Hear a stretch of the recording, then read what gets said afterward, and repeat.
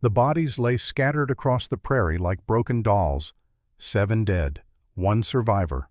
Elijah Brennan should have left her to die, but when he saw the bruises on her arms, the ones that hadn't come from the attack, he knew.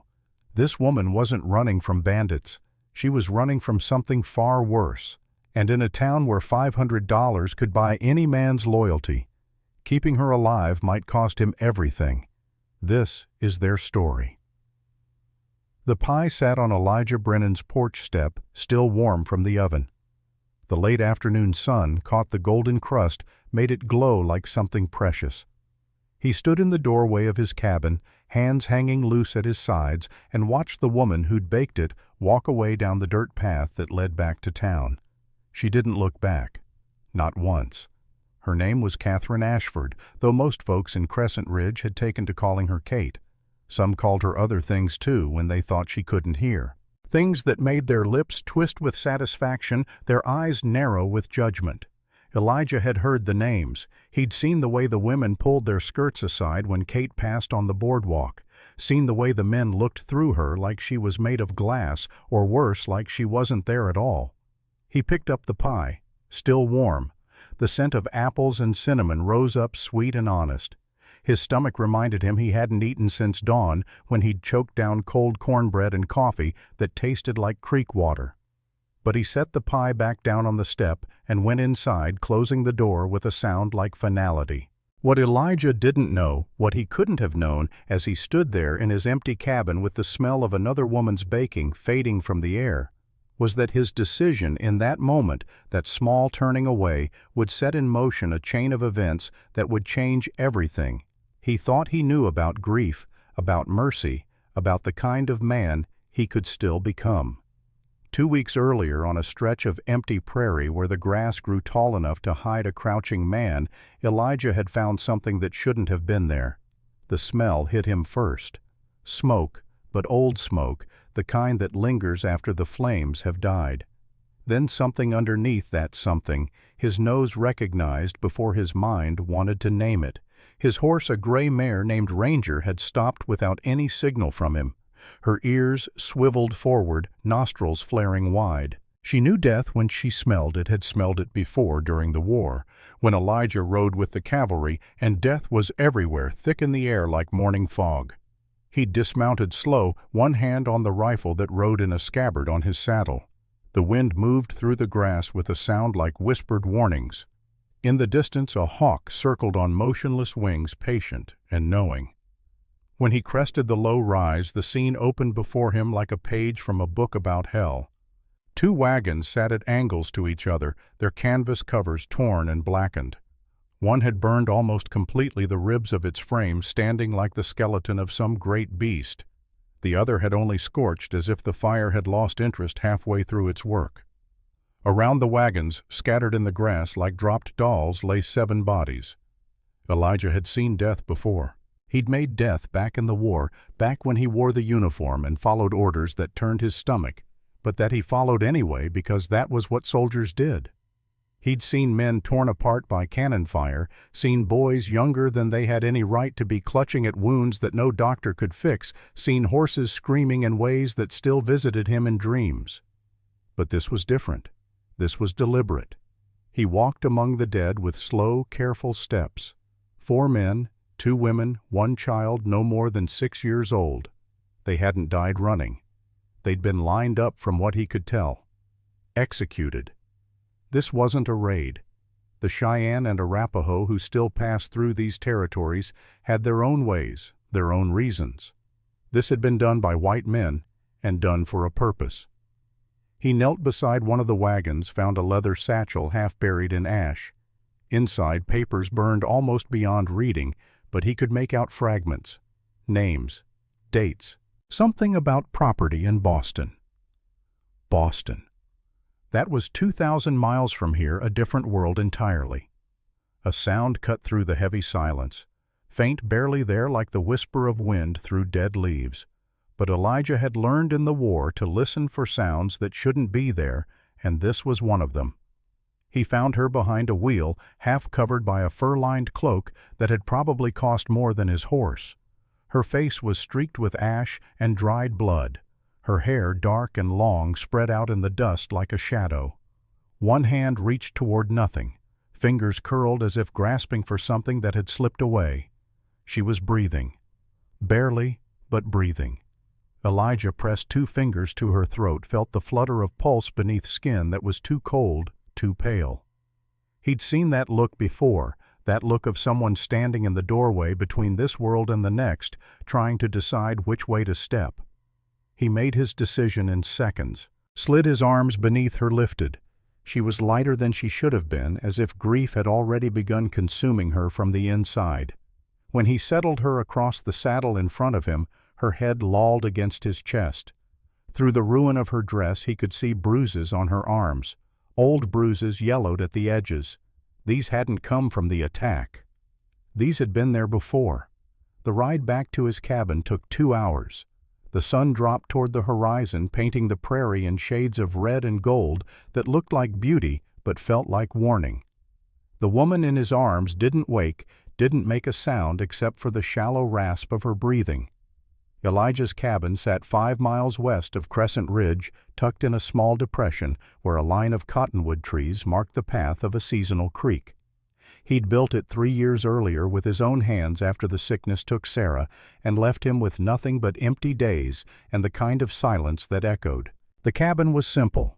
1 main room with a stone fireplace, a smaller bedroom in the back, a root cellar dug into the hillside. Everything functional, nothing decorative except for the piano. The piano had been Sarah's.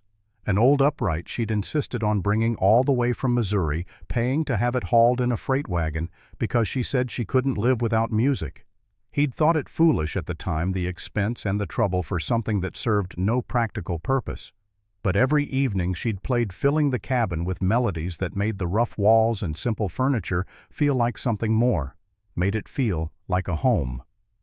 Now the piano sat against the far wall covered with a canvas tarp gathering dust.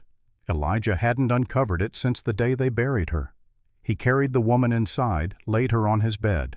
The sheets smelled like wood smoke and leather, the smell of a man living alone. He lit the lamp, adjusted the wick until the light spread warm across the room, and began the work of keeping her alive. First water. He heated it on the stove, poured it into a basin, and set about washing the ash and blood from her face and hands. The water turned black almost immediately. He changed it 3 times before it ran clear. Her dress was ruined, torn, and scorched beyond saving. He cut it away with his knife, trying not to see more than necessary, trying to give her the dignity she couldn't claim for herself in this moment. He found a clean shirt of his own, worked it over her head, rolled up the sleeves that hung past her hands. The bruises troubled him. They circled her upper arms like dark bracelets. There were more on her ribs, her shoulders. These weren't the kind of marks you got from falling. These were the kind you got from someone's hands, someone's intent. He bound her scraped fingers with strips of cloth soaked in yarrow oil, checked her pupils, felt the bones of her arms and legs for breaks. Nothing seemed fractured, but that didn't mean much. The worst injuries were often the ones you couldn't see. By the time he finished, full dark had fallen.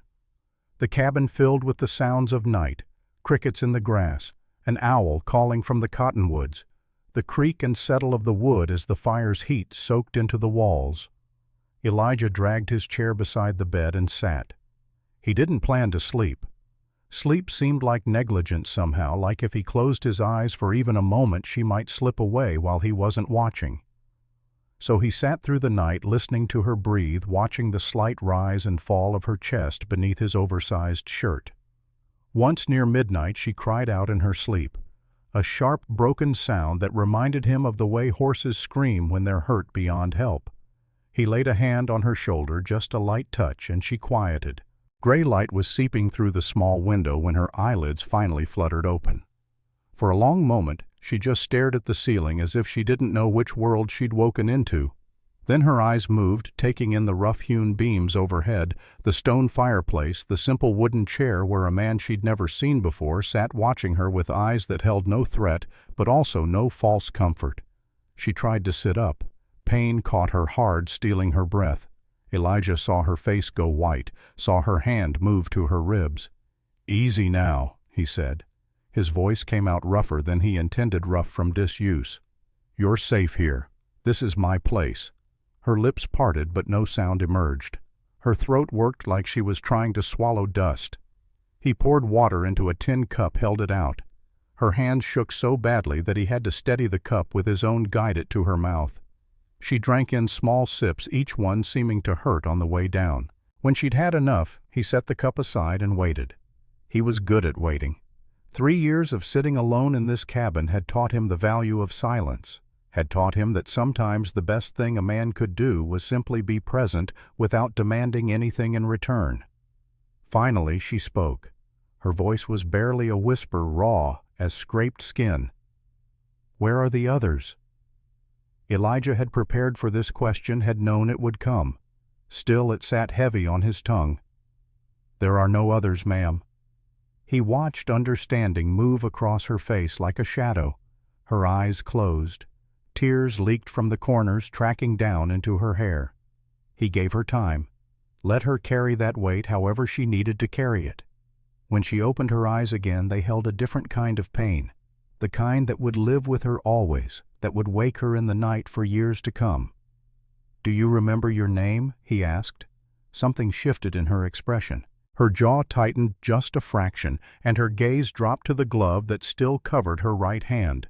It was fine work, that glove made of soft leather with tiny buttons that gleamed dully in the lamplight, the kind of thing a woman of means would wear. "I don't know," she said. The lie settled between them like a thin board laid across a gap. Elijah heard it in the way her breath caught, saw it in the way her fingers gripped the blanket. But he'd told his share of lies over the years, especially after Sarah died, lies about being fine, about not needing help, about being able to manage on his own. So he recognized the shape of them, understood that sometimes lies were the only protection a person had left. "Then we'll wait until it comes back," he said, and let the subject rest. She stayed in bed for 2 more days, sleeping more than waking her body, doing the slow work of healing. Elijah brought her broth when she'd take it, water when she wouldn't.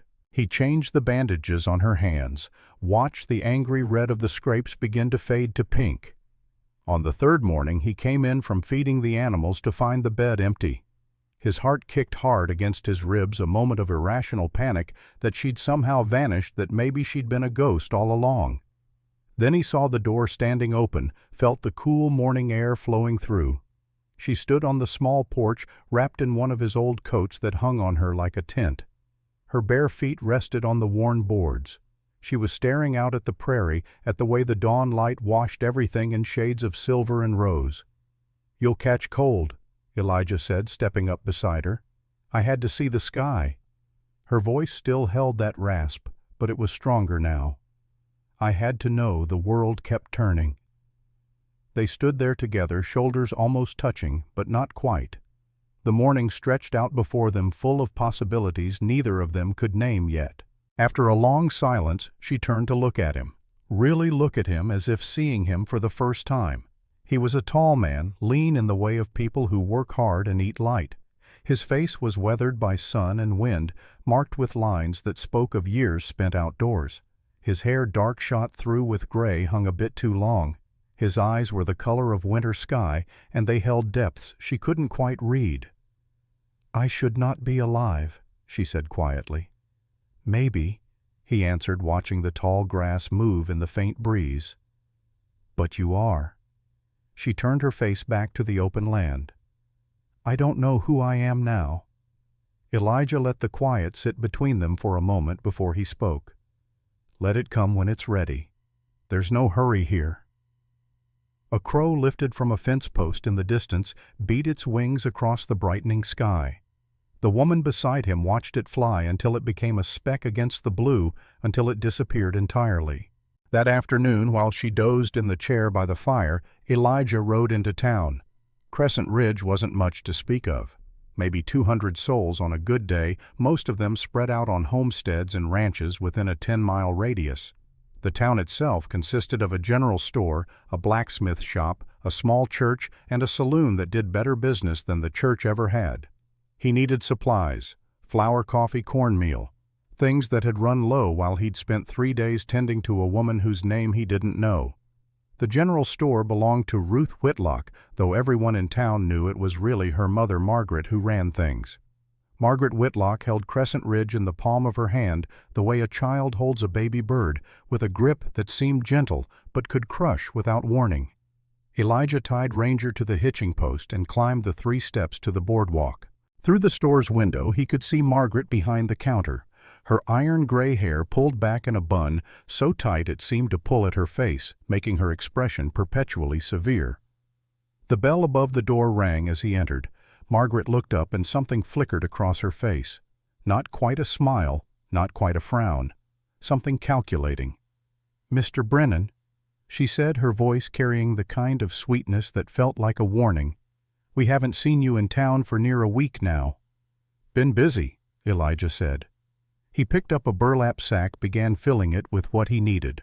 The store smelled like coffee and leather and the lye soap Margaret made in large batches and sold at twice what it was worth. "I heard something interesting," Margaret continued. She had a way of speaking that made everything sound like gossip, even simple observations about the weather. "Tom Garrett rode out past your place a few days back, said he saw smoke from your chimney at all hours. Said it looked like maybe you had company." Elijah kept his focus on the flour barrel. "My chimney's my business." Of course. Margaret folded her hands on the counter and her rings caught the light. "But you know how people talk in a small town, especially about a man living alone. People wonder. Let them wonder." He paid for his supplies, counted out the coins one by one. Margaret's smile had tightened at the edges the way it did when she wasn't getting the reaction she wanted. As Elijah turned to leave, the door opened. A man stepped through, someone Elijah didn't recognize. Tall, well-dressed in a way that marked him as not from around here. A city man, by the cut of his coat. "Excuse me," the stranger said. His accent was Eastern refined. "I'm looking for information about the wagon train that was attacked about 2 weeks ago, out on the Western Trail."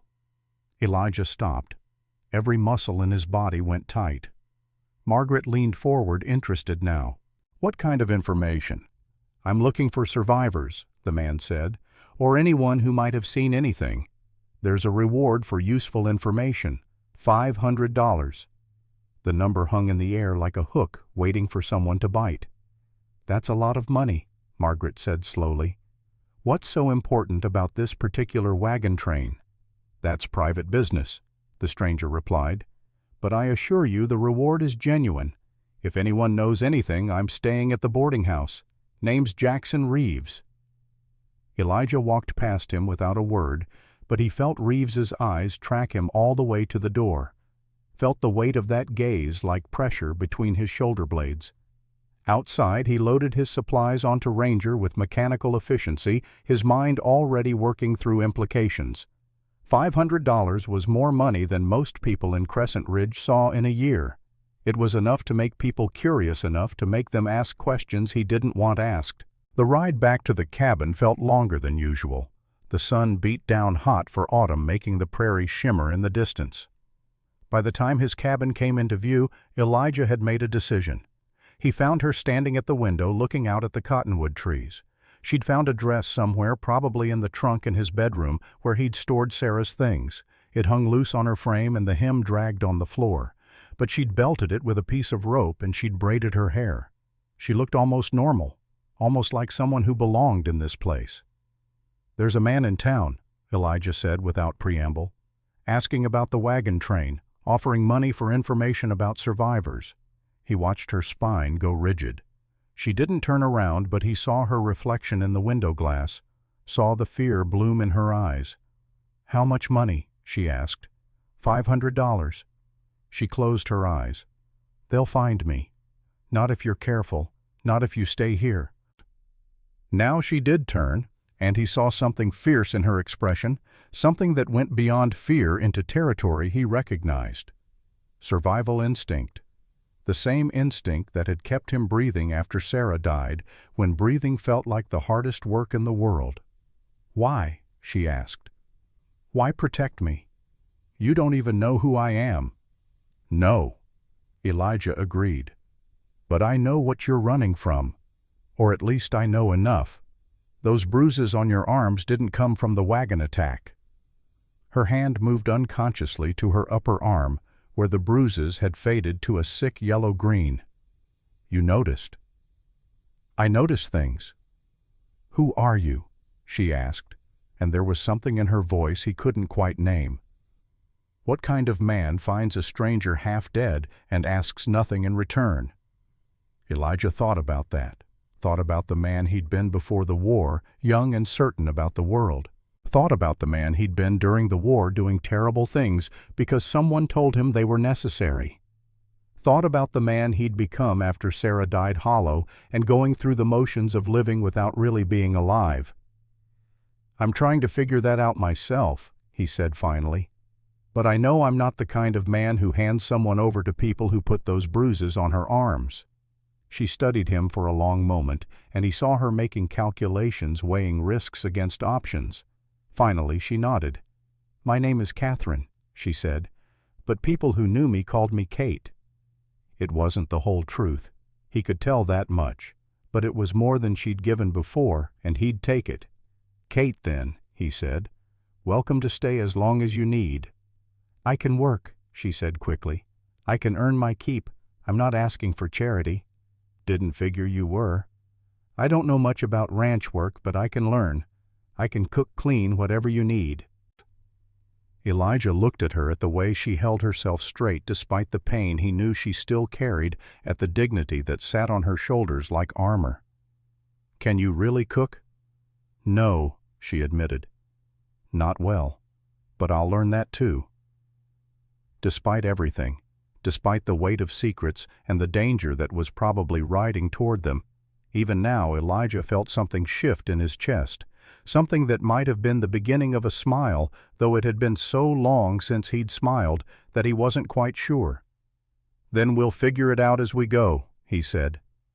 That Sunday Elijah did something he hadn't done in 3 years. He got cleaned up, put on his one good shirt, and went to church, and he took Kate with him.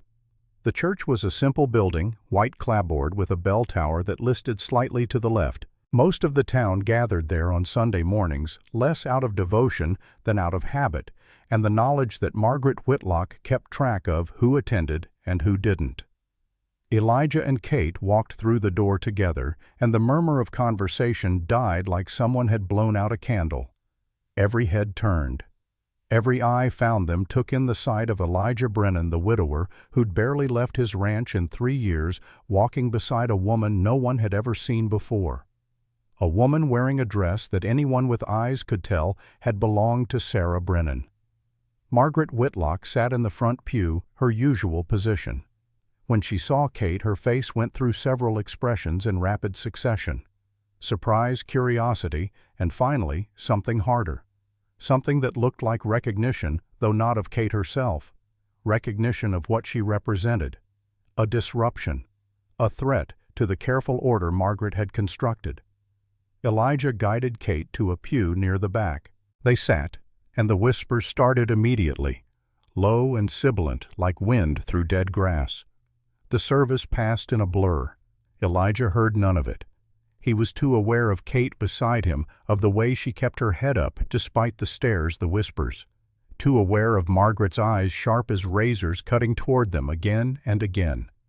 When the final hymn ended and people began filing out, Margaret positioned herself by the door like a sentinel. There was no avoiding her. "Mr. Brennan," she said, and her voice carried across the small space, ensuring that everyone still lingering could hear. "You didn't mention you'd taken in a guest." "Didn't know I needed to," Elijah said. Margaret's gaze shifted to Kate, traveled up and down with the kind of assessment that could strip paint. "And who might you be, dear?" Kate met her eyes without flinching. "Kate. Just Kate.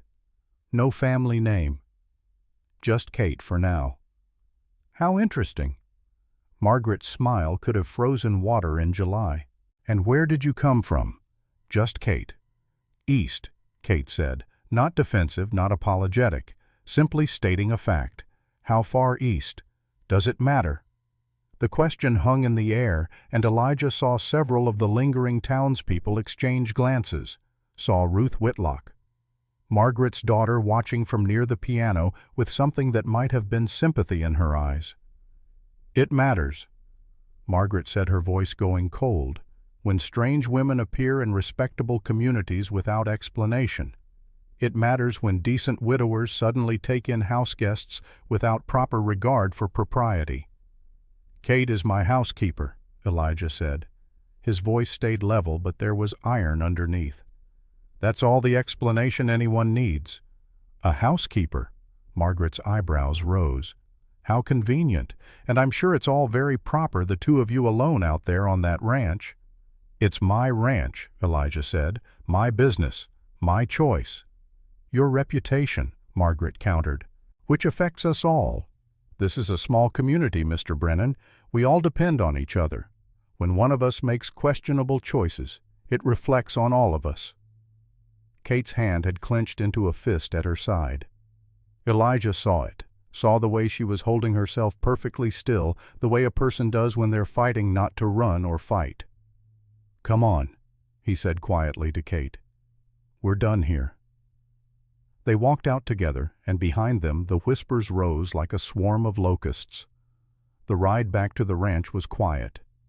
Kate sat straight-backed on the wagon seat beside him, her hands folded in her lap. She didn't speak, and Elijah didn't push. Sometimes silence was its own kind of conversation. It wasn't until they were back at the cabin, the horse unhitched and watered, that she finally said what was on her mind. "You shouldn't have done that." "Done what?" "Taken me to church, defended me. Now they'll make your life difficult." Elijah hung the horse's tack on its peg, taking his time with it. "My life's already difficult. Has been for 3 years. This doesn't change much." "It will," Kate said. "People like Margaret Whitlock, they don't forget. They don't forgive. You've made an enemy." "Maybe." He turned to face her. "But I've also done what's right. That ought to count for something." Kate looked at him for a long moment, and he saw something shift in her expression. The walls she'd built around herself, walls of necessity and survival, seemed to crack just a little. "You don't know anything about me. I could be everything she thinks I am. I could be worse." "Could be," Elijah agreed. "But I don't think so." "Why not?"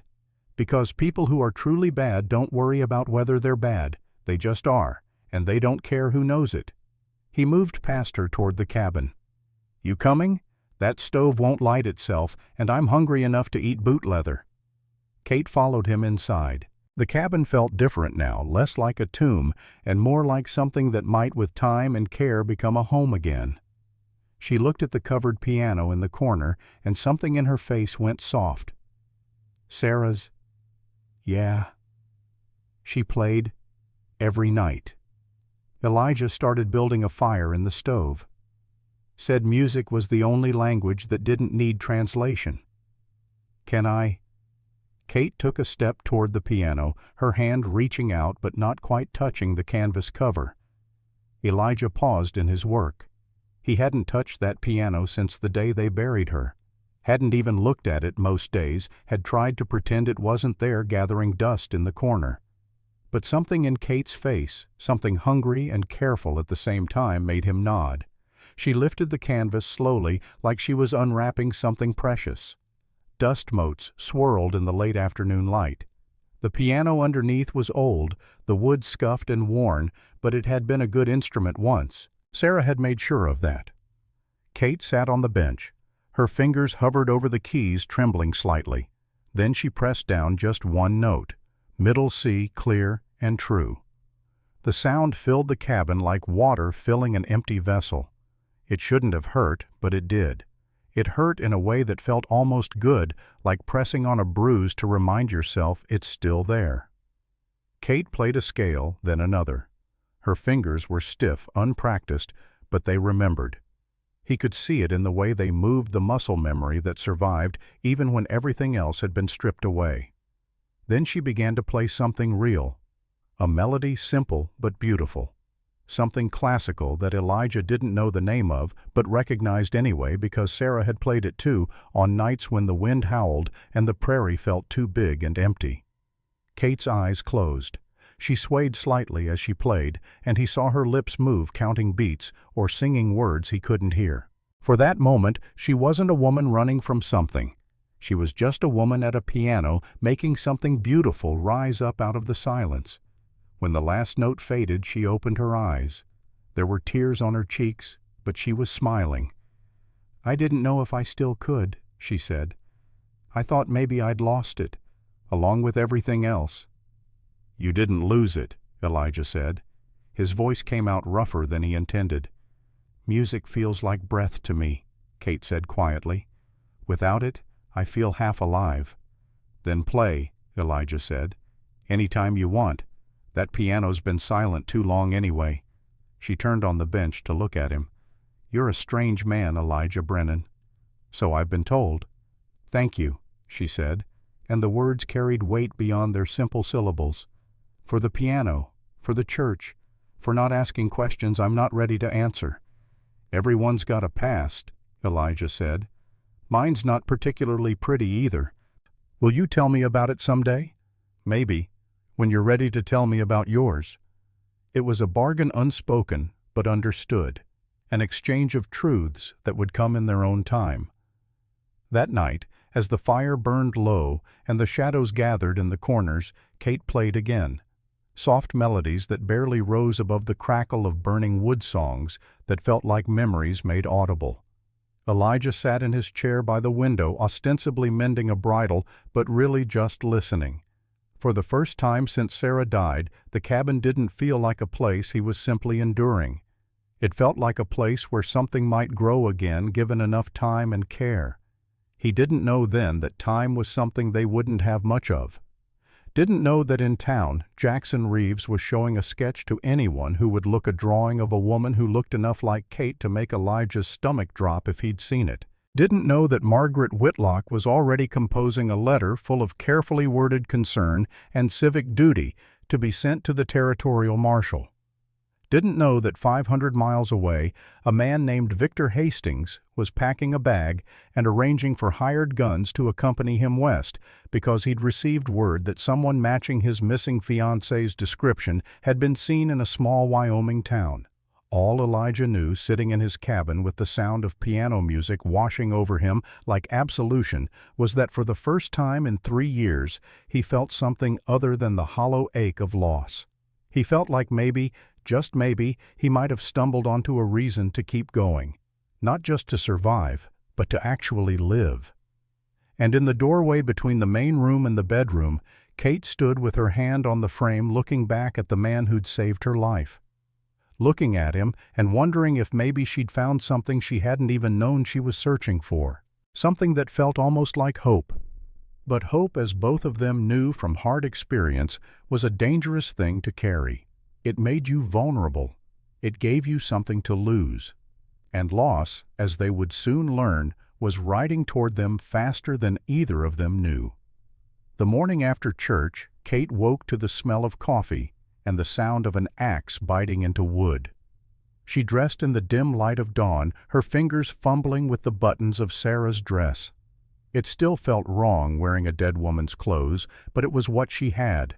That, and the single glove she'd kept, the one with the Ashford crest hidden beneath the lining. Through the small window she could see Elijah in the yard, splitting wood with mechanical efficiency. Each swing precise, each log falling into halves with a clean crack. He'd been at it for an hour at least, judging by the pile already stacked against the side of the cabin. She made her way outside. The morning air bit cold autumn settling into its stride. Frost silvered the grass and her breath made small clouds in the air. "You're up early," Elijah said, not pausing in his work. "So are you. Ranch doesn't run itself." He set another log on the block, raised the axe. "Coffee's on the stove if you want it." Kate watched him work for another moment, then went back inside. The coffee was thick and bitter, the way men who worked outdoors seemed to prefer it. She added water from the kettle until it became something she could swallow. When Elijah came in, sawdust clinging to his shirt and sweat darkening his collar despite the cold, she had breakfast waiting. Or what passed for breakfast. Burnt cornbread and eggs that had gone rubbery in the pan. He sat down, cut into the eggs without comment. Kate watched him chew, saw him swallow with effort. "It's terrible," she said. "It's food. It's terrible food. I've had worse." He took another bite, and she thought she saw the corner of his mouth twitch, almost a smile. "During the war, we ate things that would turn your stomach. This is fine. You're being kind. I'm being honest. There's a difference." He pushed his plate aside, half finished. "But if you want to learn to cook better, I can show you some things. Basic things." Pride warred with practicality in Kate's chest. Pride lost. "I would appreciate that." Over the next week, Elijah taught her the rhythms of ranch life. How to feed the chickens without getting pecked. How to milk the cow though her hands cramped after 5 minutes and the cow seemed to sense her inexperience and shifted constantly. How to mend fences even though the wire bit into her soft palms and left them bleeding. She learned that Elijah was a patient teacher. He never raised his voice, never showed frustration when she struggled. He simply showed her again, his hands demonstrating what words couldn't quite capture. But patience only went so far. On the 5th day, when she was trying to saddle one of the horses for the 3rd time and the animal kept sidestepping away, Kate's frustration boiled over. "I can't do this," she said, throwing the saddle blanket on the ground. "I'm useless here." Elijah picked up the blanket, brushed it off. "You're learning. That's not the same as useless. I should know these things. A grown woman should know how to cook a decent meal, how to saddle a horse. You know other things." He draped the blanket over the horse's back with easy confidence. "You know music. You know how to read, how to write. I'm guessing you know numbers, probably speak another language or two." Kate stared at him. "How did you know?" "The book in your bag, the one that survived the fire. It's in French." He reached for the saddle. "Now watch again. The blanket goes on smooth, no wrinkles. The horse feels wrinkles, same as you would, and it makes them ornery." That night Kate sat at the piano and played until her fingers ached. She played to quiet the voice in her head that whispered she didn't belong here, that she was playing at being something she could never truly be. She played until the fear backed down just a little. Elijah sat by the fire, ostensibly reading a week-old newspaper, but she felt his attention on her. Not watching exactly, just present. It should have made her uncomfortable, but somehow it didn't. "Tell me about Sarah," she said, her fingers still moving over the keys. He was quiet for so long she thought he wouldn't answer. Then, "What do you want to know? What was she like?" "Kind," he said. "Patient. She saw good in people even when they didn't deserve it." He set the paper aside. "She taught school before we married, 20 students in a one-room building ages 6 to 16, and she managed them all without ever raising her voice. You loved her. Still do." There was no apology in his tone. Love doesn't stop just because someone dies. It just changes shape. Kate let the melody fade into silence. "I'm not trying to replace her." "I know. But I am wearing her dress, sleeping in her bed, playing her piano." "She'd be glad of it," Elijah said. "Sarah didn't hold with waste. She'd rather see her things used than locked away gathering dust." Kate turned on the bench to face him. "You're a good man, Elijah Brennan." "I'm a man who's trying," he corrected. "Not sure that's the same thing." The next Sunday, when Margaret Whitlock spread word that any family who did business with Elijah's ranch would be turned away from her store, 3 of his regular customers canceled their orders. The loss of income wasn't devastating, but it wasn't nothing either. Kate found him in the barn that afternoon, staring at the ledger where he kept his accounts. His jaw was tight, and his hands were pressed flat on either side of the book like he was trying to keep it from floating away. "This is my fault," she said from the doorway. "It's Margaret's fault," he said without looking up, "and the fault of every person who decides to follow her lead instead of thinking for themselves. You should tell me to leave. It would solve everything." Now he did look up, and there was something fierce in his eyes. "I'm not telling you to leave.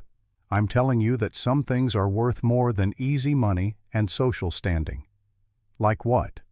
"Like doing what's right even when it costs you." Kate stepped into the barn, into the smell of hay and horse and leather. How do you know this is right? You don't know anything about me. Not really. I could be everything Margaret thinks I am. I could be a thief, a liar, a woman of loose morals. Are you? I've lied, she admitted. About my name, about where I came from. And the rest. I've stolen. Once. I took jewelry that belonged to my mother and sold it to buy passage west. That's not stealing. That's survival. The law might see it differently. Elijah closed the ledger with a snap. Kate, I fought in a war where I burned homes and shot boys who were barely old enough to shave. I did it because officers told me to, because I was young and stupid and thought following orders was the same as doing right. I've got no room to judge anyone for the things they did to survive. She moved closer, drawn by something in his voice. Pain, maybe, or understanding. You've never talked about the war before. Don't much like to. He stood, and the ledger fell closed. But you asked about Sarah earlier. Asked what she was like. One thing I didn't say is that she knew about the war. All of it. The things I did, the things I saw. And she loved me anyway. Not despite it, just despite knowing it. That's rare, Kate said softly. It is. And when I lost her, I thought maybe that was my punishment. For the burning, for the killing. Thought maybe God or fate or whatever runs this world decided I'd had my share of love and didn't deserve any more. And now I'm thinking maybe it doesn't work that way. Maybe we all just stumble through doing the best we can, and sometimes we get second chances even when we don't deserve them. Kate stood close enough now to see the gray threading through his dark hair, the lines around his eyes that spoke of years spent squinting into sun and wind. Close enough to smell the honest sweat of a day's work and the wood smoke that clung to his clothes. I'm scared, she whispered. I know. Not just of the people looking for me. I'm scared of this, of feeling safe, because every time I've felt safe, it's been torn away. Elijah didn't reach for her, didn't offer empty comfort. He just stood there, solid as the barn around them, and said, I can't promise you won't get hurt again. World's too mean for promises like that. But I can promise that while you're here, I'll do everything I can to make sure you've got a place to stand. That night, when the wind rose and rattled the shutters, when the darkness pressed close and memories of burning wagons tried to surface, Kate didn't lie alone in bed fighting them off. She got up, wrapped herself in a quilt, and went to sit by the dying fire. She found Elijah already there, sitting in his chair with a rifle across his knees. Can't sleep either, she asked. Sleep's overrated. She settled into the other chair, the one that was slowly becoming hers. They sat in companionable silence, watching the embers pulse like small hearts. Thank you, she said finally. For what? For not asking. Asking what? All the questions I see in your eyes. Who I really am. What I'm running from. Why people are looking for me. Elijah set the rifle aside, leaned back. Those answers will come when you're ready to give them. Or they won't. Either way doesn't change what's happening right now. What's happening right now? He looked at her, and in the dim firelight, his face was half shadow, half warmth. We're two people who've been broken by life trying to figure out if we can fit the pieces back together into something that works. Maybe not perfect, but functional. That's what's happening. Kate pulled the quilt tighter around her shoulders. I think I'm starting to believe it might be possible. That's progress. 3 weeks into her stay, Kate made her first trip to town alone. Elijah needed to ride out to check his fence line on the far pasture, a day's work that would take him away from dawn to dusk. She assured him she'd be fine, that she just needed to pick up flour and salt from the general store. What she didn't tell him was that she needed to prove something to herself, that she could walk into that town, face the stares and whispers, and walk out again with her dignity intact. The morning was clear and cold, the kind of cold that made your lungs ache when you breathed deep. Kate hitched the wagon herself, proud that she managed it on the first try, and drove the 5 miles into Crescent Ridge with her spine straight and her hands steady on the reins. The town was quiet at mid-morning. A few people moved along the boardwalk, but most were likely at their work in their homes or shops or fields. Kate tied the wagon outside the general store and climbed the steps with measured confidence. The bell above the door announced her entrance. Inside the store was dim and close-smelling of flour dust and dried herbs. Margaret Whitlock stood behind the counter, and when she saw Kate, her expression hardened into something that looked almost like satisfaction. "Miss Kate," she said, and the way she said it made the name sound like an accusation. "I'm surprised to see you here." "I need supplies," Kate said simply. "Do you?" Margaret folded her hands on the counter. "And you think I'll sell them to you? I'm prepared to pay. It's not about payment, dear. It's about standards. This store serves respectable families, families with reputations to maintain." Kate felt something cold settle in her stomach, but she kept her voice level. "Are you refusing to serve me? I'm exercising my right as a business owner to choose my customers." "I see." Kate turned to go, but Margaret's voice stopped her. "You should leave, you know. Leave Crescent Ridge. Leave Mr. Brennan's ranch. You're poison here, and you'll only drag him down with you." Kate turned back slowly. "Mrs. Whitlock, I don't know what I've done to earn your hatred, but I assure you I'm not here to cause trouble." "You're here, and that's trouble enough." Margaret leaned forward. "I know your type. I've seen women like you before, women who use their circumstances to manipulate good men, women who trade on sympathy and prettiness to get what they want." "I'm not pretty," Kate said before she could stop herself. "No," Margaret agreed, and there was cruelty in her honesty. "You're not. But you're vulnerable, and men like Elijah Brennan, men with soft hearts and guilty consciences, they can't resist a woman who needs saving." Something shifted in Kate's chest. Not hurt, though Margaret's words were designed to hurt, but anger, clean, sharp anger. "You're right," Kate said. "I'm not pretty. I'm too thin, too pale, too marked by hardship. And yes, I needed saving. But I'm not using Elijah Brennan. If anything, he's using me." Margaret blinked clearly, not expecting that response. "Using you how?" "To remember what it feels like to be useful, to have a purpose beyond surviving one empty day after another." Kate took a step closer to the counter. "You lost your husband 5 years ago, didn't you? Mrs. Whitlock, I heard people talking about it at church. So you should understand what it's like. That hollow feeling, that sense that nothing matters anymore." "Don't you dare," Margaret said, her voice going low and dangerous. "Don't you dare compare yourself to me." "Why not?" "Because you're respectable and I'm not. Because you have money and I don't. Because people fear you and they only pity me." Kate shook her head. "We're more alike than you want to admit. We're both survivors. We both know what it's like to have everything taken away. The difference is, you chose to become hard. I'm trying very hard not to." For a moment, just a moment, something flickered across Margaret's face. Recognition, perhaps, or memory. Then it was gone, replaced by cold dignity.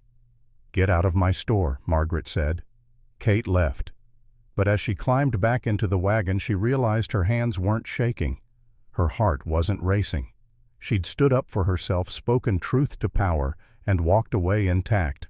It felt like winning even though she was leaving empty-handed. She was halfway back to the ranch when she saw the rider approaching, a man on a black horse moving fast. As he got closer, Kate recognized Samuel Pierce, the man who ran the blacksmith shop and who'd spoken up for Elijah at church. Pierce pulled up alongside the wagon. "Miss Kate, thank God I caught you." "What's wrong?" "There's a man in town, asking questions, showing people a drawing." Kate's blood went cold. "What kind of drawing?"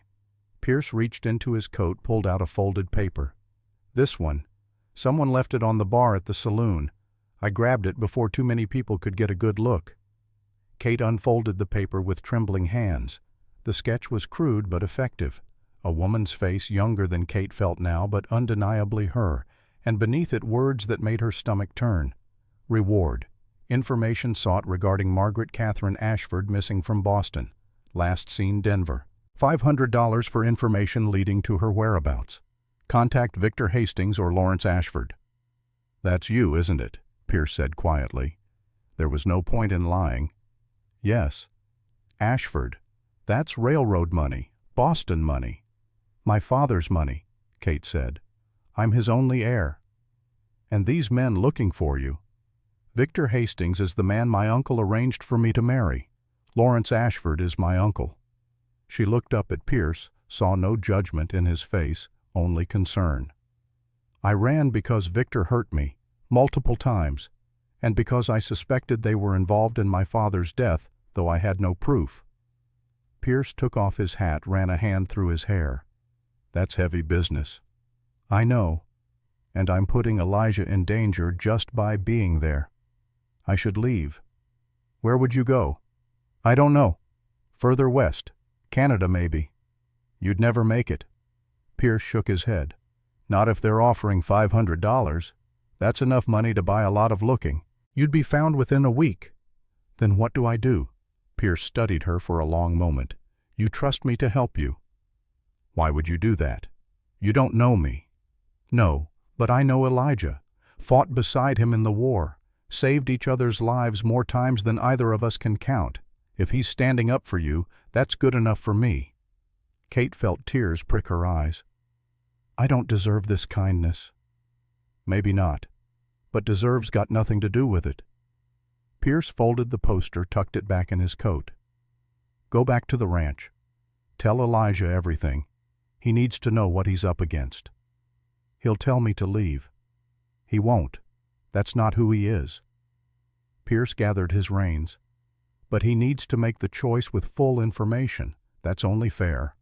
Kate nodded, not trusting herself to speak. Pierce tipped his hat and rode back toward town, leaving her alone on the empty road with the weight of her secrets pressing down like physical force. She found Elijah in the barn when she got back earlier than expected. He was cleaning tack, the kind of mindless work a man does when he needs to keep his hands busy while his mind works. He looked up when she came in, and something in his face told her he already knew. Pierce found you. Yes. He came here first, showed me the poster. Elijah set down the bridle he'd been working on. Margaret Catherine Ashford. Is that your full name? Yes. Railroad fortune, Boston society, running from an arranged marriage to a violent man. Yes. Why didn't you tell me? Kate wrapped her arms around herself. Because I was ashamed. Because I thought if you knew who I really was, what I came from, you'd see me differently. You're right, Elijah said. I do see you differently now. Her heart sank. I understand. I'll pack my things. Wait. He crossed the barn in 3 long strides, caught her arm gently. I see you differently because now I understand. The bruises, the fear, the way you flinch sometimes when I move too quick. I see you differently because now I know exactly how much courage it took for you to run, how much strength you've been carrying around pretending to be weak. Kate stared at him. You're not angry. About what? That you didn't trust me with your whole story right away. Hell, Kate, I wouldn't have trusted me either. He let go of her arm, but he stayed close. I'm not angry. I'm just trying to figure out what we do next. We don't do anything. This is my problem. It became my problem the minute I decided to bring you home. He gestured toward the cabin. Come on. We need to talk this through properly. Inside, Elijah made coffee while Kate told him everything. She started with her father's death the way it had seemed natural at the time, but now felt suspicious. Told him about Lawrence taking control of her inheritance, about the arrangement with Victor Hastings. She told him about the first time Victor hit her, how he'd apologized after said it wouldn't happen again. How it did happen again, worse each time. How Lawrence had told her to accept it, that women in her position had to make sacrifices. She told him about the jewelry she'd sold the passage west she'd bought under a false name. About joining the wagon train feeling safe for the first time in months. About the night the riders came, how she'd heard them asking for the Ashford woman before the shooting started. By the time she finished, the coffee was cold, and the light outside had shifted toward evening. Elijah sat across from her, his face unreadable. They tried to kill you, he said finally. The wagon attack. That wasn't random. No, I don't think it was. Which means they'll try again if they find you. Yes. Elijah stood paced to the window, looked out at the darkening prairie. $500 is a lot of money. Someone will talk eventually. Maybe already has. I know. You'll need to stay close to the ranch. No more trips to town alone. Kate felt something crack in her chest. Elijah, you can't keep me here like a prisoner. I'm not keeping you prisoner. I'm trying to keep you alive. He turned back to face her. Those men who attacked your wagon, they killed 7 people just to get to you. What do you think they'll do if they find you here? Which is why I should leave. And go where? His voice rose slightly the first time she'd heard real anger from him. You just told me yourself that you barely have any money left. You don't know this country. Winter's coming. You'd die out there, Kate. If the men hunting you didn't find you first, the cold would kill you. Better me than you. Why do you get to make that choice? He crossed back to her, and his eyes were fierce now. Why do you get to decide that your life matters less than mine? Because you saved me. I owe you. You don't owe me a damn thing except honesty, and you've given me that now. He pulled out the chair next to her, sat down close enough that their knees almost touched. Listen to me. I lost Sarah because I couldn't fight death. I stood beside her bed and watched her slip away, and there wasn't one thing I could do about it. But this is different. These are men, not sickness. Men can be fought. Men can be stopped. Not men with money and power. Maybe, maybe not. But I'm sure as hell not giving up without trying. Kate looked at him, at this man who'd appeared in her life like an answer to a prayer she hadn't known how to pray. Why are you doing this? Because somewhere along the way, he said slowly, as if discovering the truth of it as he spoke, you stopped being a stranger. I was helping and became someone I care about. And I don't walk away from people I care about. The words hung in the air between them, heavy with implication. Kate's heart was beating so hard she thought he must be able to hear it. Elijah, she started, but he held up a hand. Don't. Not yet. Let me figure out what we're going to do first. Let me get you safe. Then we can talk about the rest. That night neither of them slept well. Kate lay in bed listening to Elijah move around the cabin, checking locks, loading his rifle. She heard him pull his chair to the door, heard the creak of wood as he settled in for a long watch. She wanted to go to him, wanted to tell him that she felt the same way he did, that somewhere in these weeks of shared meals and piano music and slow building trust, she'd started to imagine a future that didn't involve running. A future that involved this man, this cabin, this life. But Pierce's words kept echoing in her head. You'd never make it. And beneath that, her own fear. Not just of Victor and Lawrence, but of this feeling growing in her chest. This hope that felt dangerous precisely because it was so fragile. She'd hoped before, hoped her father's death was natural, hoped Victor would stop hurting her, hoped the wagon train would carry her to safety. Every time hope had been crushed. Why should this be different? But as the night stretched long and deep as she listened to Elijah keeping watch over her, Kate felt something shift. Maybe hope wasn't about certainty. Maybe it was about choosing to believe in possibility, even when the odds were stacked against you. Maybe hope was the bravest thing a person could hold on to. The first snow came early that year, dusting the prairie in white like sugar on dark bread. Kate stood at the window watching it fall, her breath fogging the glass. Behind her, Elijah moved around the cabin with quiet efficiency, checking their supplies, calculating how long they could hold out if they needed to. It had been 4 weeks since Elijah found her by the wagon train, and 2 weeks since Pierce brought the poster. 2 weeks of waiting for the other boot to drop. 2 weeks of Kate jumping at every unexpected sound of Elijah sleeping in his chair by the door with his rifle across his knees. But nothing had happened. No riders appeared. No one from town came asking questions. It was as if the world had forgotten about Margaret Catherine Ashford and her $500 bounty. Kate knew better than to believe in that kind of luck. I need to go into town, Elijah said, breaking the silence. We're low on coffee, and I need to pick up some things from Pierce. I'll come with you." "No." His voice was firm but gentle. "Better if you stay here. Less chance of someone recognizing you." "I can't hide forever." "You're not hiding forever. You're being careful." He pulled on his heavy coat, checked the rifle one more time before setting it back against the wall. "I'll be back before dark. Keep the door locked. If anyone comes, anyone at all, you get in the root cellar and you stay there until I come back." "Understood?" Kate nodded, hating the fear that made her voice small. "Understood." After he left, the cabin felt too large and too quiet. Kate tried to distract herself with work. She kneaded bread dough until her arms ached, scrubbed the floor until the boards gleamed, mended 3 of Elijah's shirts with stitches so small they were almost invisible. But beneath all the busy work, dread coiled in her stomach like a snake. When the knock came, 3 sharp raps on the door, Kate's heart stopped. She stood frozen in the middle of the cabin, bread dough forgotten on the table, flour dusting her hands like snow. "Miss Kate," a woman's voice, young, uncertain. "It's Ruth Whitlock, from the school." Ruth, Margaret Whitlock's daughter, the young teacher who'd looked at Kate with something like sympathy at church. Kate moved to the door but didn't open it. "What do you want?" "To talk, please. It's important." "Your mother sent you." "No." A pause. "My mother doesn't know I'm here.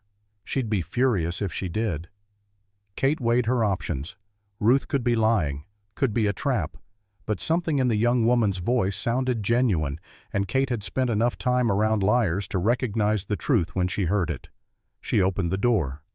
Ruth stood on the porch wrapped in a heavy cloak, her cheeks red from cold and her eyes anxious. She was perhaps 25, with her mother's strong features softened by youth and something else. Kindness, maybe. "Thank you," Ruth said. "I wasn't sure you'd let me in." "I'm not sure I should have." But Kate stepped back, gestured her inside. "You said it was important." "It is." Ruth unwrapped her cloak, hung it carefully on the peg by the door. "I came to warn you, and to apologize." "Warn me about what?" "About the man who's been staying at our boarding house, Jackson Reeves. He's been asking questions all over town, showing that poster to anyone who'll look. Most people have been turning him away, but—" She trailed off, looking miserable. "But what?" "But this morning my mother had a long conversation with him. I heard them through the wall. She told him about you, told him you were staying at Elijah Brennan's ranch." Kate felt the blood drain from her face. She sat down heavily in the nearest chair, her legs suddenly unable to hold her. "I'm so sorry," Ruth said, rushing forward. "I tried to talk her out of it, but she wouldn't listen. She thinks she's doing the right thing, protecting the town from someone she sees as dangerous." She knelt beside Kate's chair. "But I don't think you're dangerous. I think you're scared. And I think my mother is wrong." "Why?" Kate managed to ask. "Why do you think that—" "Because I've seen the way you look at Mr. Brennan, like he's the first safe thing you've found in a long time. That's not the look of someone dangerous. That's the look of someone trying to survive." Kate felt tears burn her eyes but refused to let them fall. "Your mother is right about one thing. I am putting people in danger just by being here." "Then tell me what's really happening," Ruth said. "Let me help." So Kate told her. Not everything, but enough. About Victor, about the violence, about running. About the wagon train and waking up in Elijah's cabin with no memory of how she'd survived. Ruth listened without interrupting, her face growing paler with each revelation. When Kate finished, she was quiet for a long moment. "My father," Ruth said finally. "He was a kind man, gentle. My mother loved him in her way, but she also controlled him. Made all the decisions, ran everything. When he died, I think part of her was relieved. No more pretending to share power." She looked up at Kate. "She's doing the same thing to this town, controlling it, and she sees you as a threat to that control." "I never wanted to threaten anyone." "I know, but you did anyway, just by existing. Just by making Elijah Brennan remember what it's like to care about someone." Ruth stood. "I need to go before someone sees my horse here. But I wanted you to know what's coming. That man Reeves, he's going to be here soon. Maybe today." "Then I'll run. I'll leave right now. Where will you go? It was the same question Pierce had asked, the same question Kate had been asking herself for weeks, and she still had no answer. I don't know, she whispered. Ruth squeezed her shoulder. Then maybe it's time to stop running and start fighting. After Ruth left, Kate paced the cabin like a caged animal. Part of her wanted to pack a bag and disappear before Reeves arrived. Part of her wanted to stay and face whatever was coming. But mostly she just wanted Elijah to come home so she wouldn't have to make this decision alone. She was standing at the window watching the road when she saw the rider approaching. But it wasn't Elijah's familiar figure on the gray mare. It was a stranger on a black horse riding fast. Kate's first instinct was to run for the root cellar like Elijah had instructed, but something kept her frozen at the window watching as the rider drew closer. Something about the way he sat the horse, the set of his shoulders, triggered a memory so visceral it made her stomach heave. She knew that posture, had learned to read it like a warning sign. Victor Hastings had come to Wyoming. But no, as the rider got closer she realized it wasn't Victor himself. This man was younger, leaner, dressed in the practical clothes of someone who'd spent time on the trail. But he rode the same way Victor did, with casual arrogance, like the world owed him passage. He dismounted in front of the cabin, tied his horse to the rail with efficient movements. When he climbed the porch steps, his boots made deliberate sounds, each step a small announcement of arrival. His knock was louder than Ruth's had been, more demanding.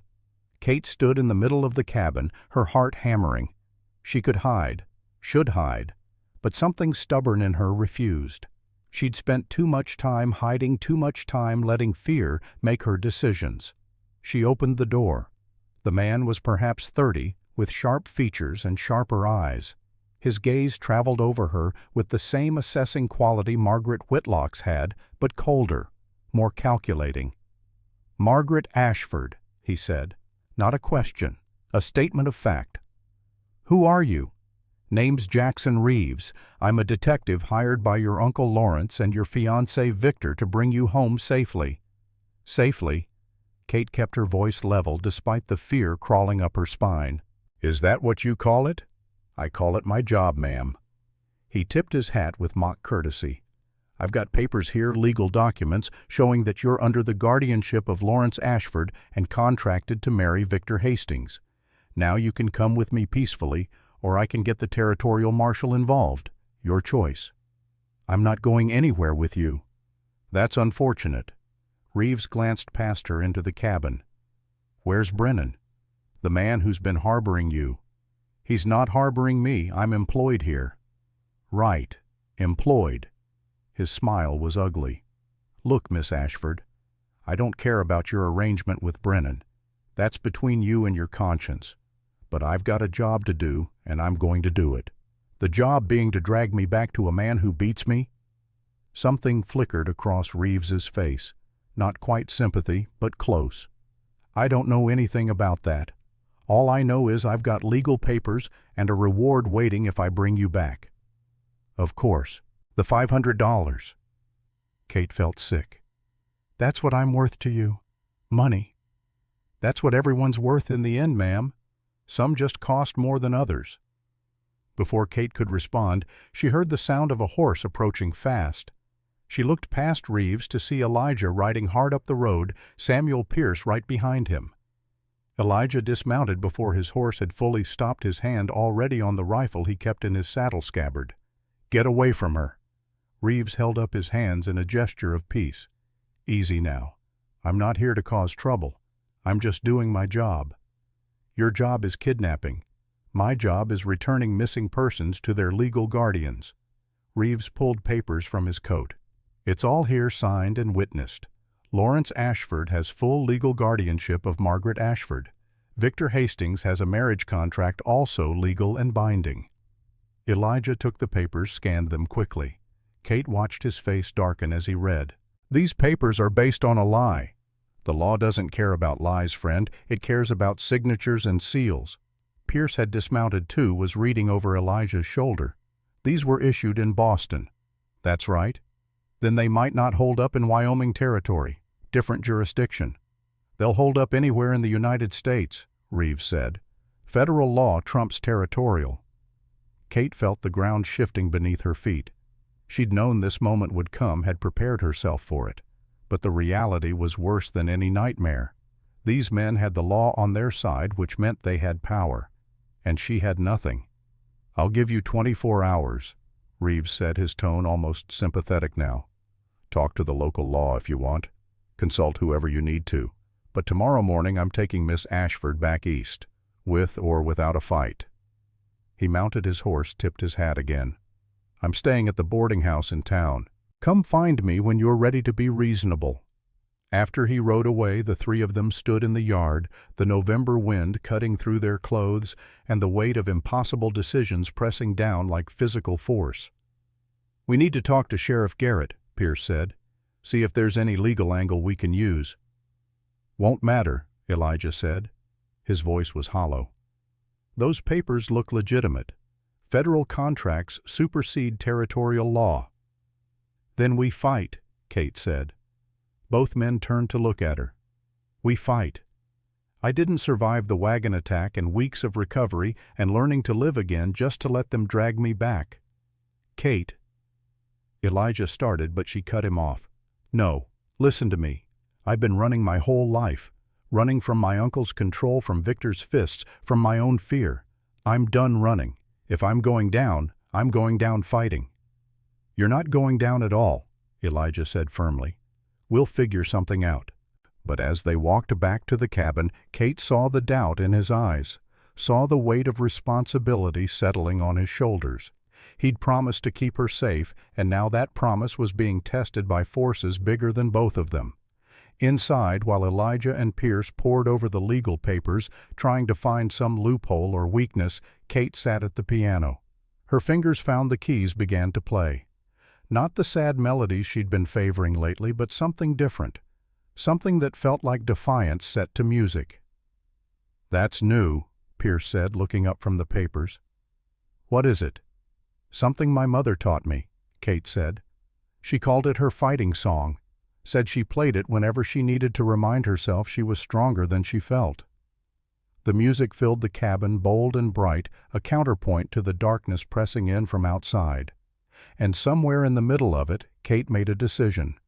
Tomorrow, when Reeves came back, she wouldn't go quietly.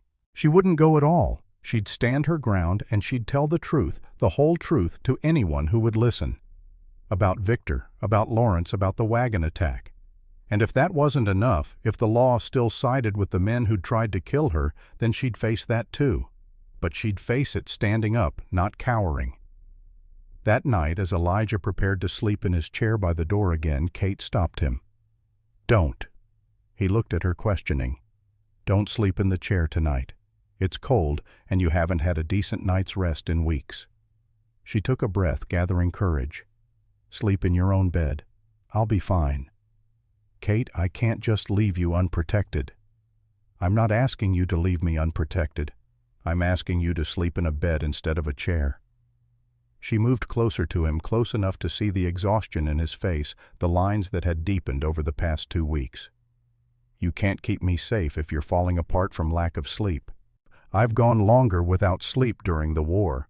You're not at war now. Feels like it sometimes." Kate reached out, touched his arm. The gesture felt enormous, weighted with all the things she couldn't quite say. "Please, just for tonight, let yourself rest." Elijah looked at her for a long moment, something shifting in his expression. Then he nodded.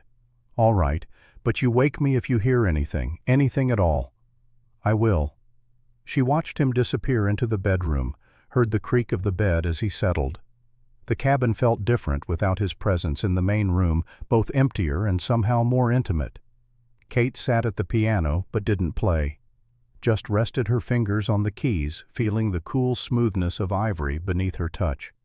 Through the bedroom door, she could hear Elijah's breathing gradually slow and deepen as exhaustion finally claimed him.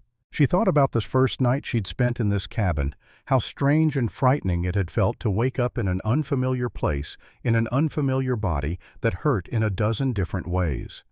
Thought about how far she'd come since then, how much stronger she'd become. thought about the man sleeping in the next room, and how somewhere along the way this cabin had stopped feeling like a refuge and started feeling like home. The sound of hoofbeats brought her out of her reverie. She moved quickly to the window, pressed her face to the glass.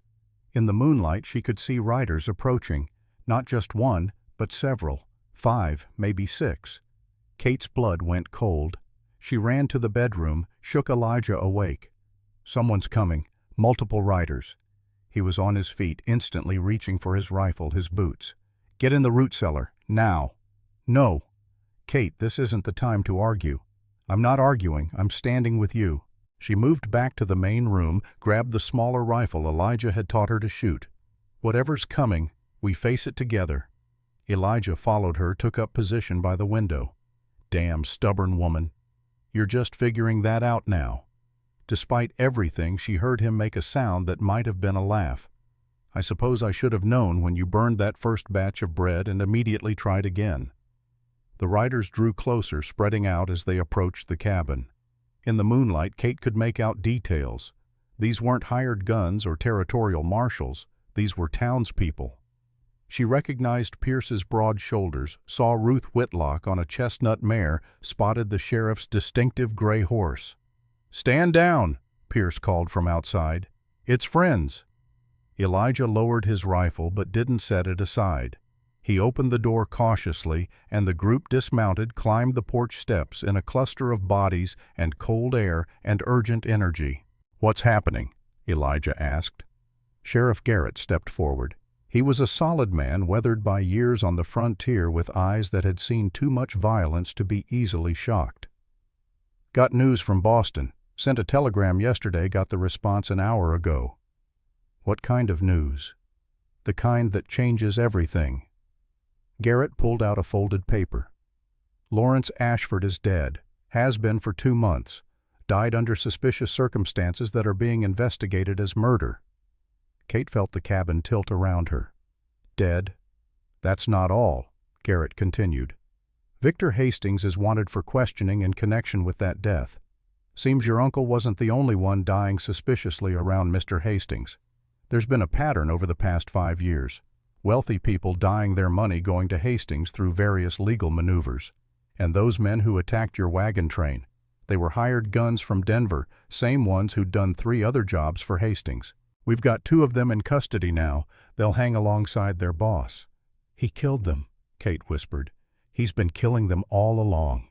"Looks that way. Which means those papers Reeves showed you, they're based on documents signed by a dead man who was probably murdered by the same man claiming he's your fiancé. And there's one more thing," Garrett said, pulling out another envelope. "Your father's lawyer in Boston sent this. Said Charles Ashford left instructions that if anything happened to him, this letter should be delivered to you." Kate's hands trembled as she took the envelope. Her father's handwriting on the front, "For my daughter Margaret to be opened only after my death." She broke the seal with shaking fingers. Inside, her father's words, "My dearest Margaret, if you are reading this, then my suspicions were correct. I have been poisoned slowly over many months. I know it is Lawrence and his associate Victor Hastings. I have changed my will to protect you, but I fear they will not stop. Run, my darling girl. Run far and trust no one until they are caught. You are stronger than you know. I love you always. Father." Kate's vision blurred with tears. "He knew. He tried to warn me." "He did more than warn you," Garrett said gently. "He set legal traps for them.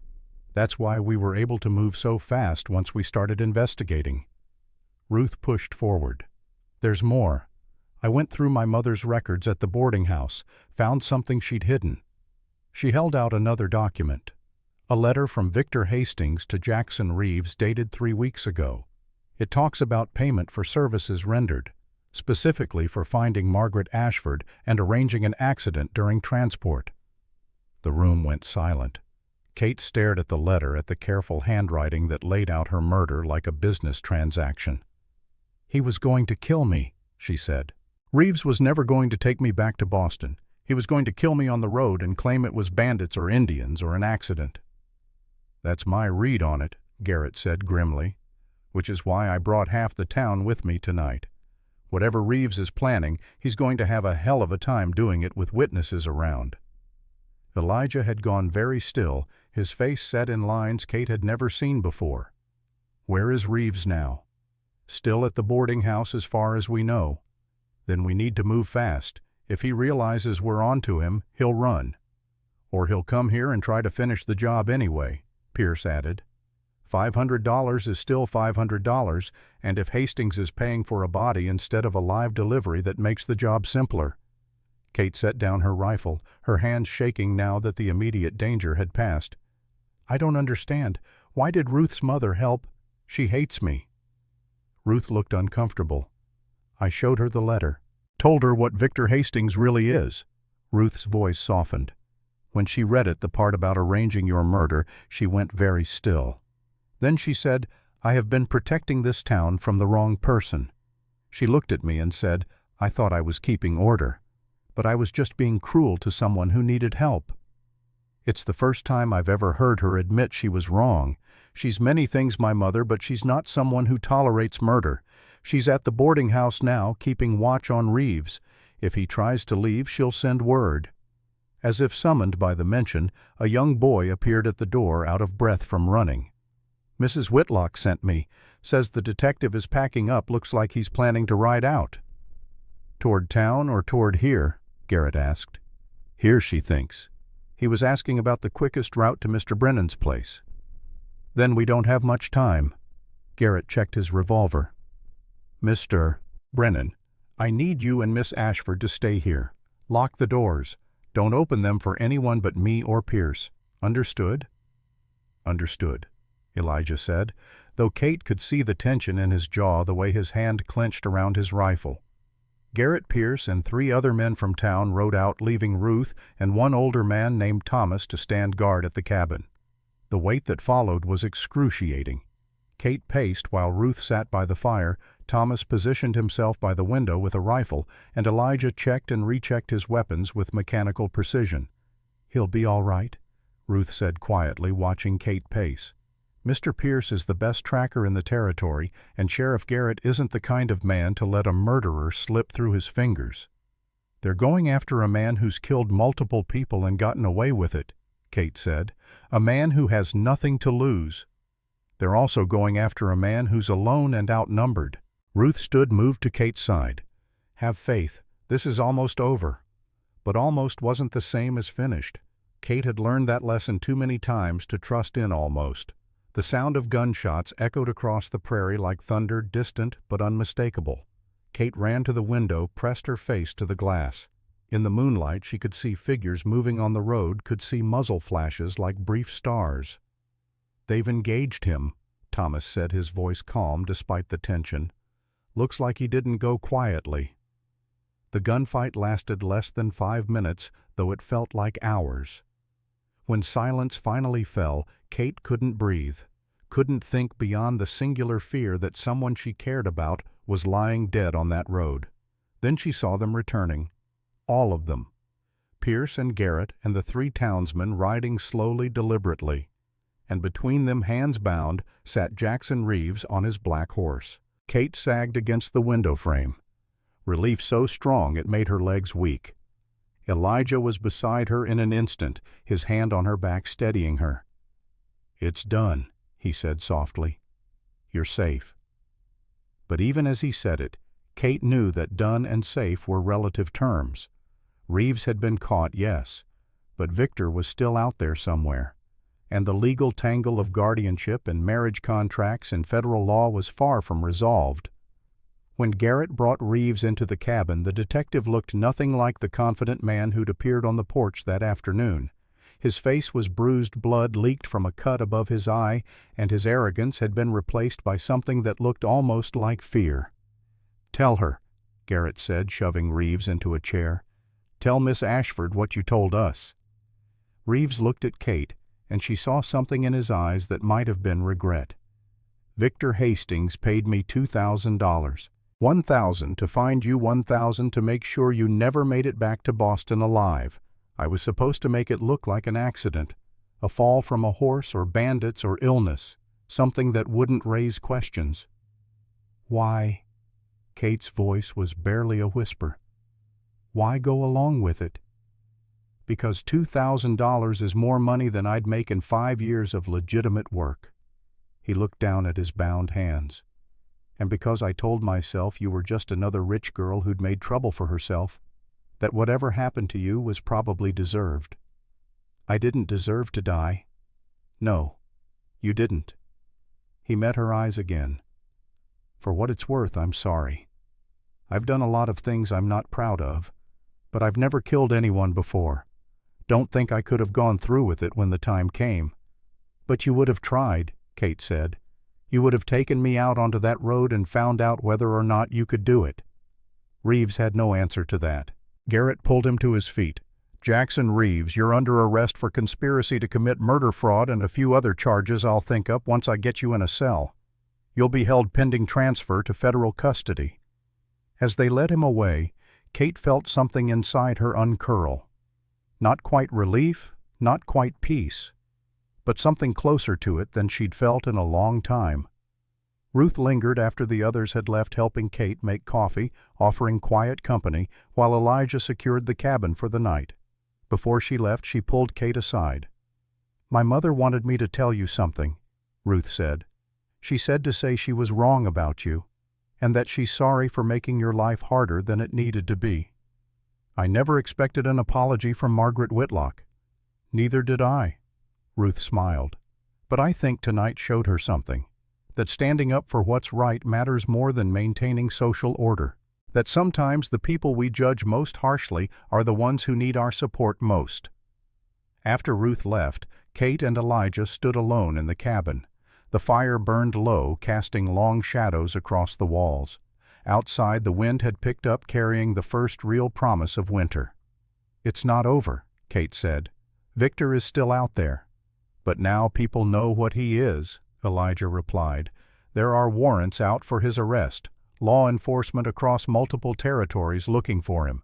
He's a wanted man, Kate. That changes everything."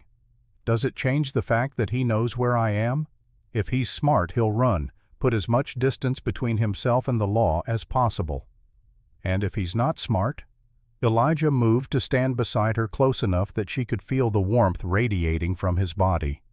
"Then he'll come here, and he'll find out what happens when you threaten someone I care about." Kate turned to look at him. In the firelight, his face was half shadow, half warmth, and in his eyes she saw something that made her breath catch. Not just determination or protectiveness, though those were there too, but something deeper, something that looked like the beginning of love. "Elijah," she started, but he shook his head. "Not yet. Let me get you all the way safe first. Let me make sure Victor Hastings can never touch you again.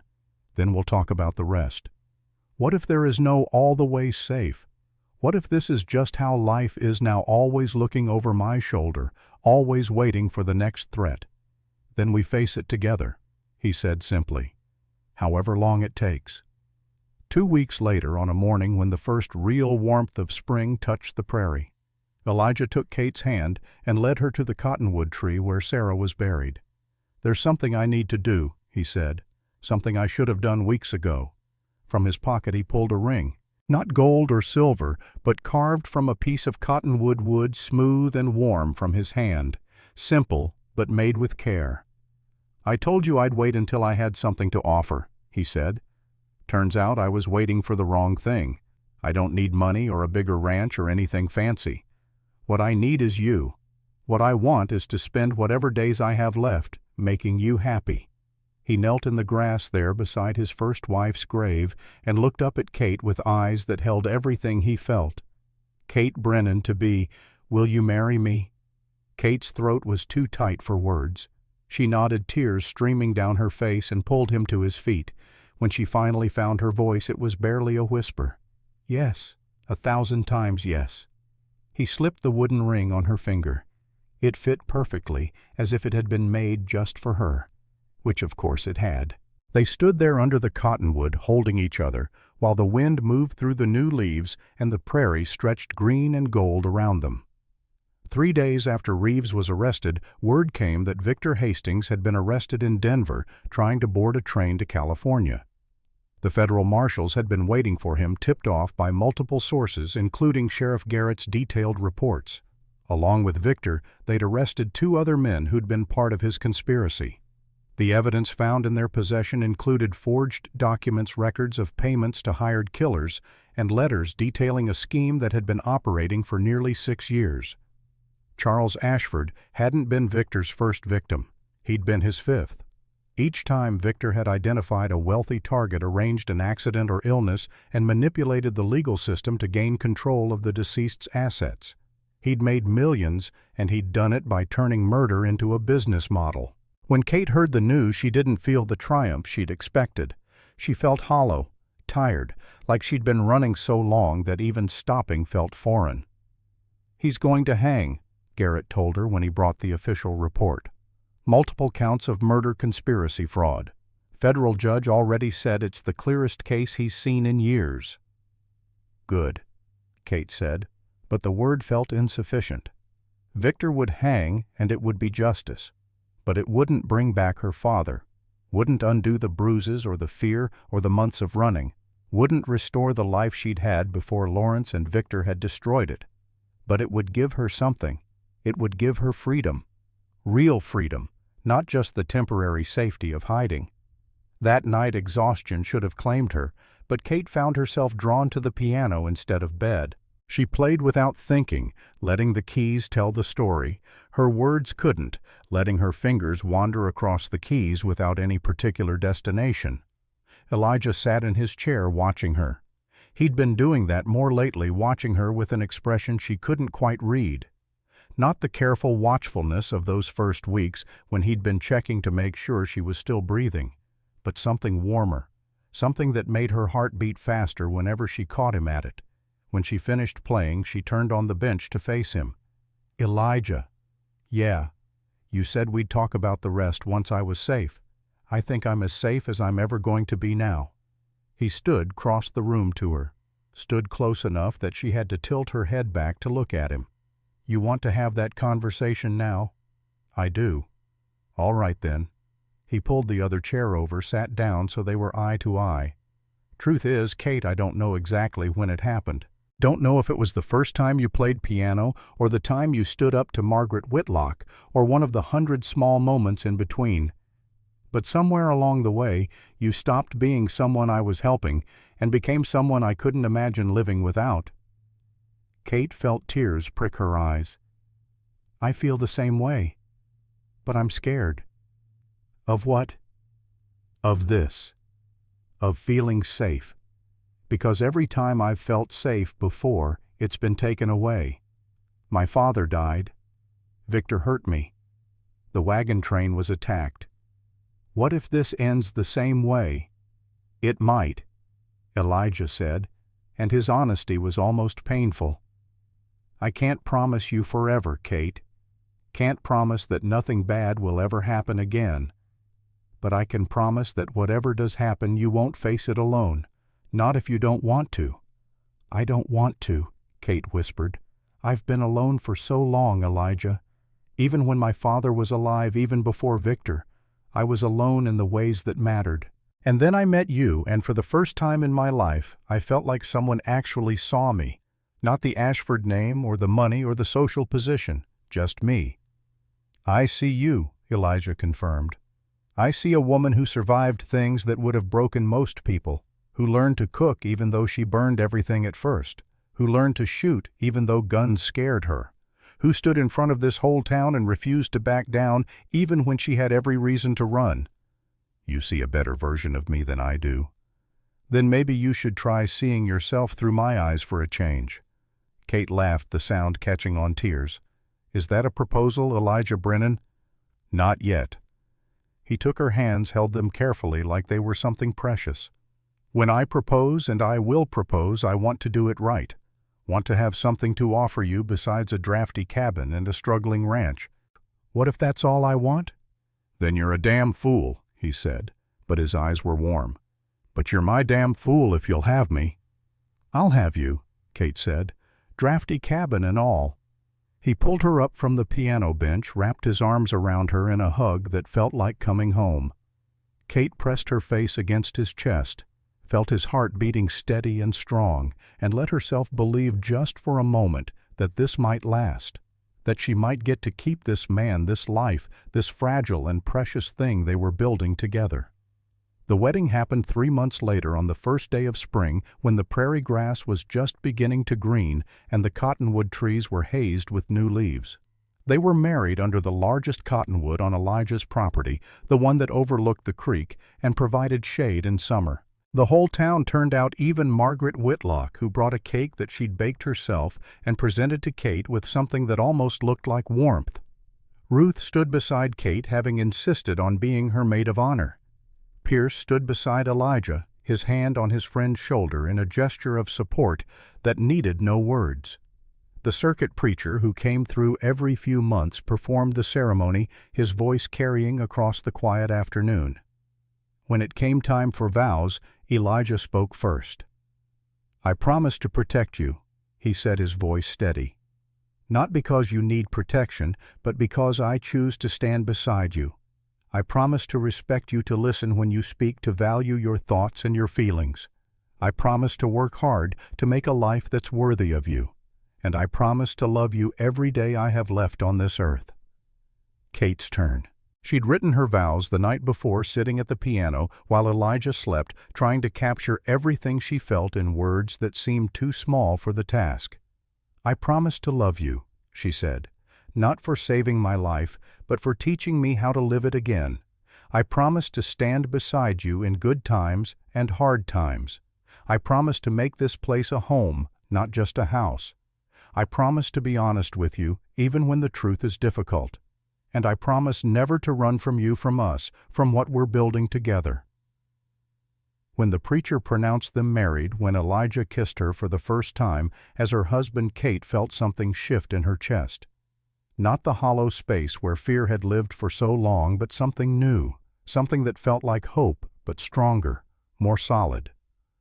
The celebration lasted until dark. People ate and drank and danced to music that Pierce coaxed from an old fiddle. Ruth taught Kate how to dance properly, laughing when Kate stepped on her toes. Elijah watched from the sidelines, his face transformed by a smile Kate had never seen before. When the last guest had gone and the sun had set, Kate and Elijah stood on their porch, looking out at the darkening prairie. The first stars were appearing sharp and bright against the deepening blue of the sky. "Happy?" Elijah asked. "More than I ever thought possible," Kate answered truthfully. "And scared. Is that strange?" "Not strange at all. Good things are scary because they matter, because you have something to lose." "I have everything to lose now." She leaned against him, felt his arm come around her shoulders. "But I think maybe that's what makes it worth having." In the second month after their wedding, Kate had felt the first signs. The nausea in the mornings, the exhaustion that came without warning. She'd waited to be sure, waited until Ruth confirmed what she already knew in her heart. The night she told Elijah they'd been sitting on the porch watching the sunset. She'd simply taken his hand and placed it on her belly. "We're going to have a baby," she'd whispered. Elijah had gone very still. Then he'd pulled her close, buried his face in her hair, and she'd felt his tears. Not tears of sadness, but of wonder, of second chances, of hope reborn. "I thought I'd lost this," he'd said. "Lost the chance to be a father, to have a family again." "You haven't lost anything," Kate had told him. "You've gained everything." New curtains at the windows, a quilt she'd sewn herself, though it was more patches than pattern, books on the shelf beside Elijah's newspapers, her mother's photograph on the mantel next to Sarah's, the two women who'd never met watching over the space with gentle eyes. That night, as they lay in bed with the sound of wind in the cottonwoods outside, Kate thought about the woman she'd been when she first arrived here. Broken, terrified, unable to imagine a future that didn't involve running or hiding or dying. She thought about the woman she'd become. Stronger, yes, but more than that. Whole. Not because Elijah had fixed her, but because he'd given her space to fix herself. Time to heal. Permission to be broken and scared and angry, and then to be better. "Thank you," she whispered into the darkness. "For what? For seeing me, for choosing me, for giving me a reason to stop running." Elijah's hand found hers under the blankets, squeezed gently. "Thank you for staying, for teaching me that life doesn't end when someone dies, that there can be joy after grief, love after loss." They fell asleep like that, hands clasped, hearts beating in the same quiet rhythm. Outside, the prairie stretched vast and empty under stars that had witnessed countless stories of loss and love endings and beginnings. This was one more story unremarkable in its way. No grand gestures, no dramatic rescues at the last moment. Just two broken people who'd found each other and chosen day after day to keep choosing each other. But to Kate and Elijah, it was everything. It was the whole world. And it was enough. 6 months after the wedding, Kate stood in the same spot where Elijah had found her playing piano that first time. But now the cabin looked different. Lived in. Loved in. The piano was no longer covered with dust, but polished until it gleamed. The floors were scrubbed clean. Wildflowers filled a jar on the table, their colors bright against the wood. And in Kate's arms, wrapped in a blanket that Ruth had knitted, was a baby. A boy born 3 weeks earlier after a labor that had terrified Elijah and exhausted Kate, but ended with both of them crying tears of joy. They'd named him Charles Samuel. Charles for Kate's father. Samuel for Pierce, who'd become more than a friend, who'd become family. When Elijah came in from the barn, Kate watched his face transform. It still amazed her how different he looked now from the hollow-eyed man who'd carried her into this cabin nearly 2 years ago.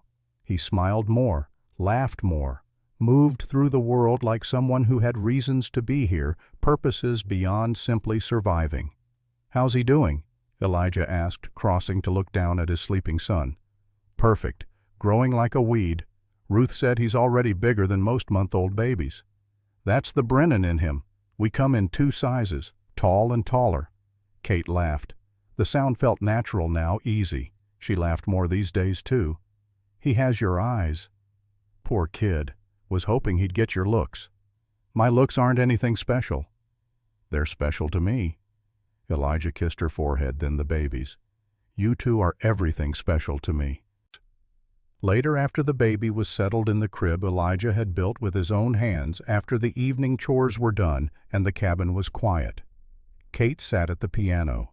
Her fingers found the keys almost automatically, playing the melody that had become hers. Not the fighting song anymore, and not the sad songs of those early days, but something new, something that felt like contentment. Elijah sat in his chair, the chair that was no longer positioned by the door, but pulled close to the fire. He wasn't watching for threats anymore, wasn't preparing for danger. He was just sitting listening to his wife play music, probably thinking about the sleeping baby in the next room. This was their life now, simple, quiet, full of small moments that added up to something larger than either of them had dared hope for. Kate had come to Wyoming running from death. She'd found life instead, not the glittering privileged life she'd been born into, but something better, something real. She'd found home, she'd found purpose, she'd found love, and most importantly, she'd found herself. The woman who played piano in a small cabin on the Wyoming prairie was not the same woman who'd lain broken beside a burning wagon. That woman had been a victim defined by what had been done to her. This woman was a survivor defined by what she'd chosen to become. Margaret Catherine Ashford was gone, lost somewhere in the ashes of that wagon train. In her place was Kate Brennan, wife, mother, teacher, woman who'd learned that worth wasn't something given by birth or circumstances. Worth was something earned through courage and choice, and the daily work of showing up for the life you'd been given. Outside, winter was coming again. Kate could feel it in the quality of the light, in the way the wind had started to bite. But inside the cabin there was warmth, there was safety, there was love. And that was enough. More than enough. It was everything.